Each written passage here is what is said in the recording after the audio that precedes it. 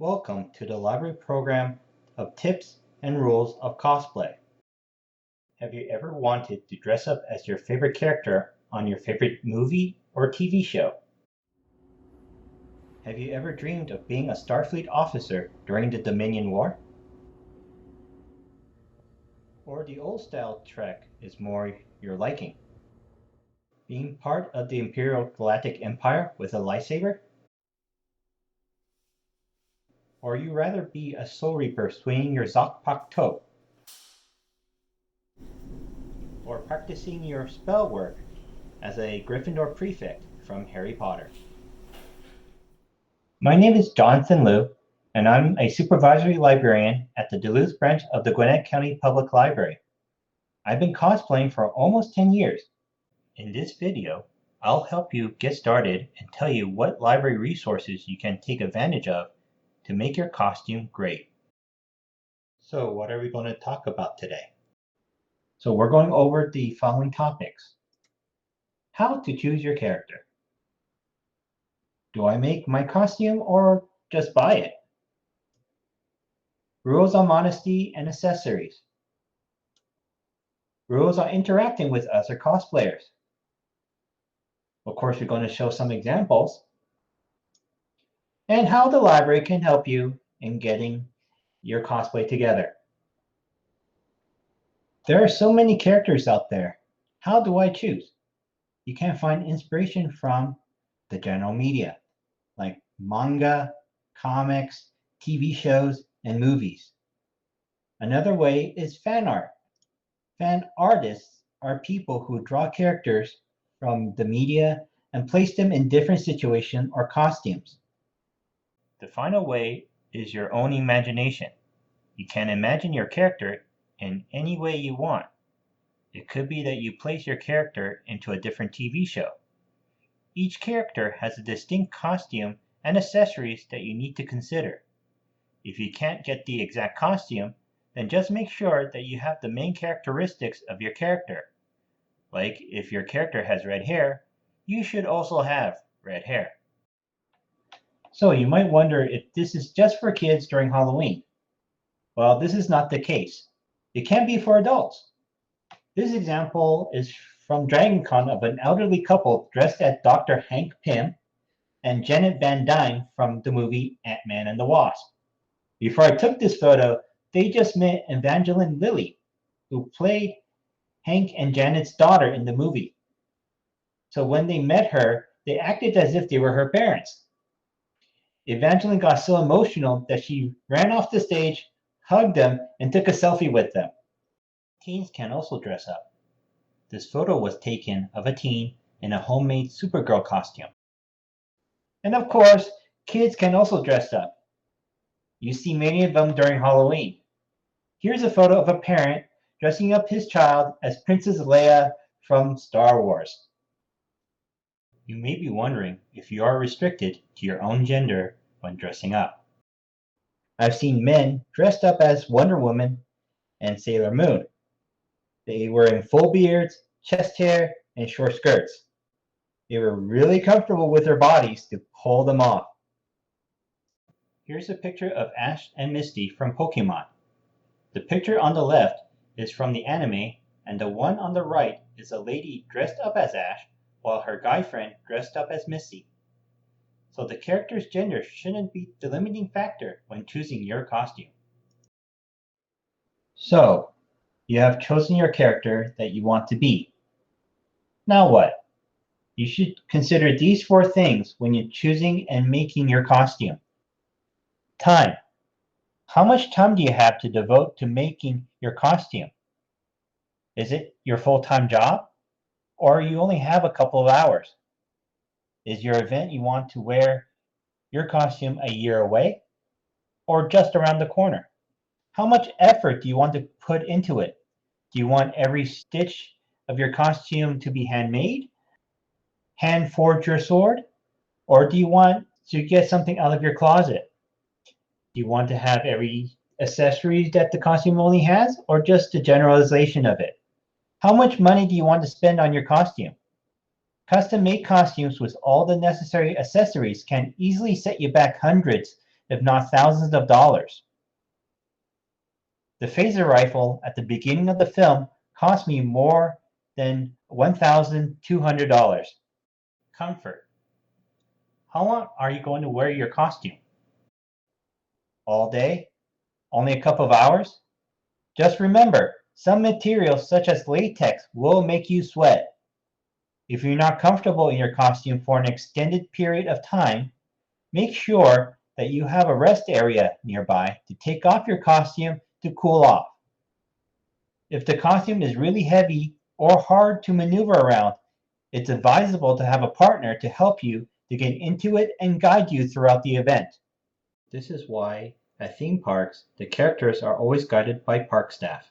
So, there are two ways of going about getting your costume. You could go the easy way, which is to simply buy it. There are places where they specialize in costumes, such as Spirit Halloween in October.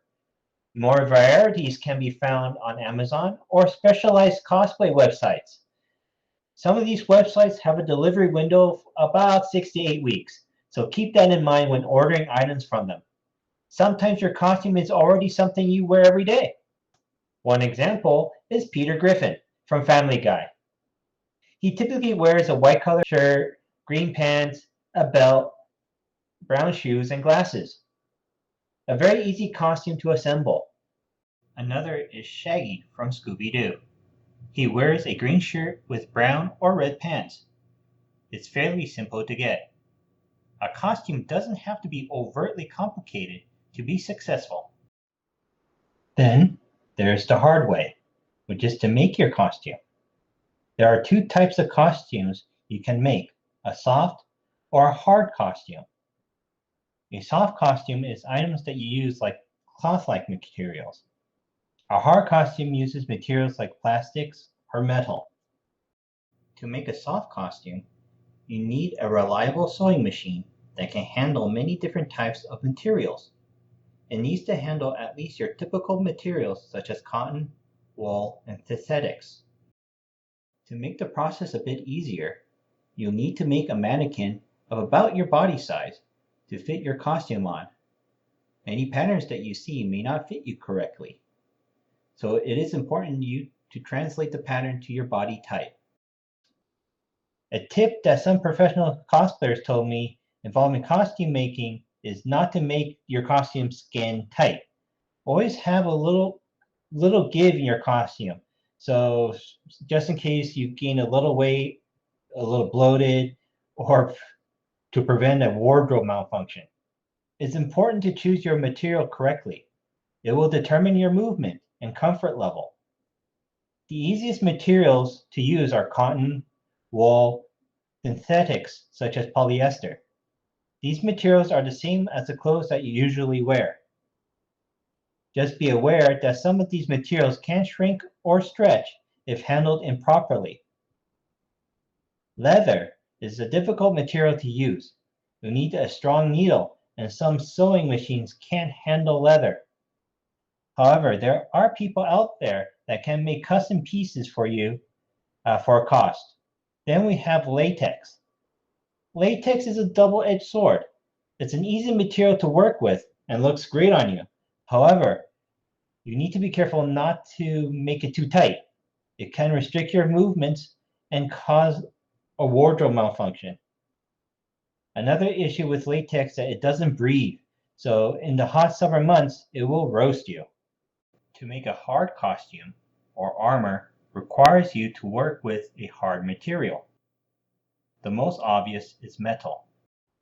It looks great and is the presumed metal used in armor. However, metal is heavy to wear. Just imagine wearing 30 pounds of armor and walking up to 2 miles in it on a warm September day. Here is an example of an Iron Man suit made out of metal.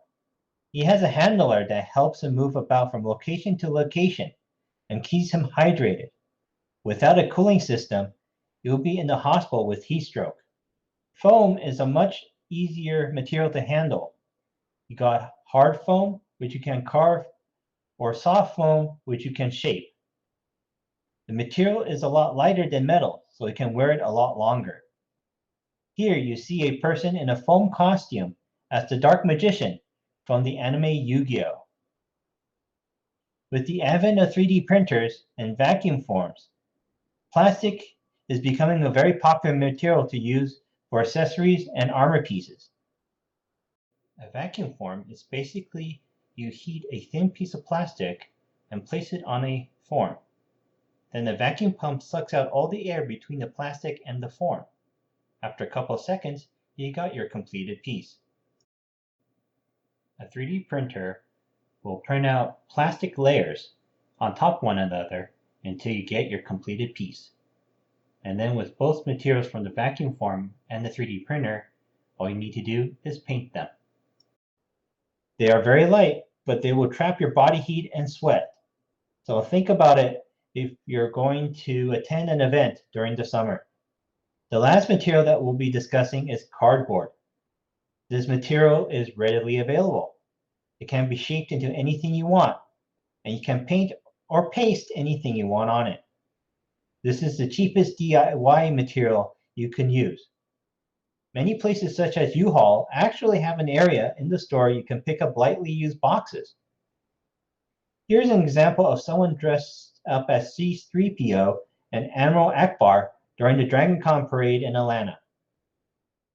As you're choosing and wearing your costume at your event, you need to be conscious of the many different rules involving your costume. One of the most important rules is modesty. You need to cover all the important parts of the body. Since most cosplayers' events are family-friendly, children will be, of course, present. If your character is mostly nude, then please consider wearing a nude bodysuit or incorporate a swimsuit to your costume. Most events will ban thongs since you need to cover your rear. Body paint doesn't count as covering your privates. If you're confident with your body, go ahead and flaunt it, but be aware of the modesty rules and, of course, the temperature of the day of your event. You don't want to be too hot or too cold if you could help it. You have different accessories with your costume, most being benign and less great, but some can be very dangerous. In this example with the Pims, you have gray wigs. Remember that you can't simply place your wig in a bag and forget about it. You need some type of foam head to place it upon to help it to keep its shape and clean. You can make other accessories such as wasp wings or Dr. Pim's lab out of materials from everyday items. Just remember that the event that you'll be going to is probably crowded. So make your accessories such as wings to be foldable so you can walk around without poking someone's eye out. The next example, you'll see some edge weapons with Riddick and blunt weapons with the Macromongers. With edge weapons, you can't have it sharpened. If it is, then you need to leave it at home or place it in a scabbard.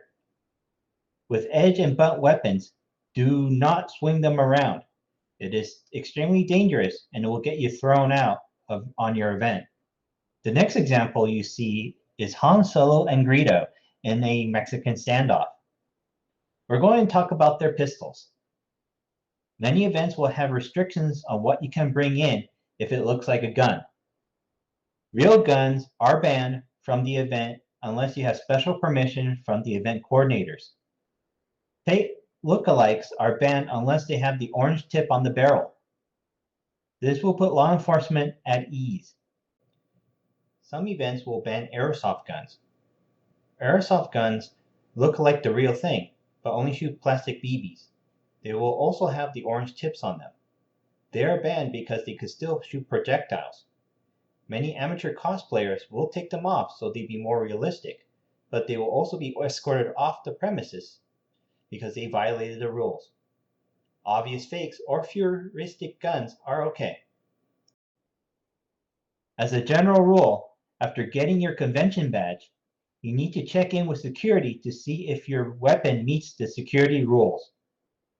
If it's good, then they will tie a bright color zip tie on it to signify that this weapon is inspected. If not, then they will give you a warning and ask you not to bring the item to the event. This is your only warning. If you violate it, then you will be banned from the event. If you want to take pictures of a particular cosplayer, please ask permission. You'll get a better shot and not come off like a creep. All cosplayers are willing to take photos as long as you ask permission. So sometimes when you see a very cute costume, your first instinct is to run up to them and hug them. Don't. In the eyes of security, this is assault. Sometimes hugging the wrong way can destroy the costume, and the cosplayer doesn't know the person who's hugging them. It could be a creep. So please always ask permission when you want to hug a fellow cosplayer. In the first picture, you see the combination of the Muppets, Beaker, and Dr. Benson Honeydew and Doctor Who regalia. So this is an example of two different shows, Doctor Who and the Muppets, combined together. The next picture is another example of an exosuit, but using a stilt structure. So he is both in metal and in plastics. The last example is a fully metal scaled dragon suit. This took the person more than a year to construct. You can see that his wings are just made out of plastic that is filled with air. This costume weighed a lot, and he had a handler nearby to help him because he could not really see outside of the dragon suit head. Here are some bonus tips to make your DragonCon experience or other costuming events more pleasant. Have an emergency repair kit on you. This will include needle and thread, extra buttons or fasteners, duct tape or other adhesives.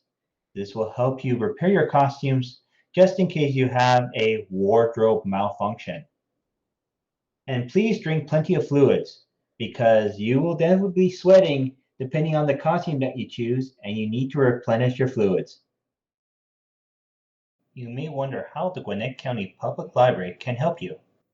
Here at the library, we have a lot of books on sewing, fashion design, and how to make some basic costumes or clothing. Also, we have books that can give you inspiration on your costume, such as manga and other illustrated books. The library also owns several sewing machines. You can reserve them and use them at Centerville and Hamilton Mill. We have personnel at those branches that can teach you how to use it. We also have 3D printers at Centerville, Hamilton Mill, Lilburn, and Five Forks. The library will offer a 14-week course on fashion design that will accumulate in an actual fashion show. This is for grades 6 through 12, so keep an eye out for it. If you have any questions, I'm available at the Duluth branch. Come and visit me during Halloween, and you might get lucky and see me in cosplay. See you soon!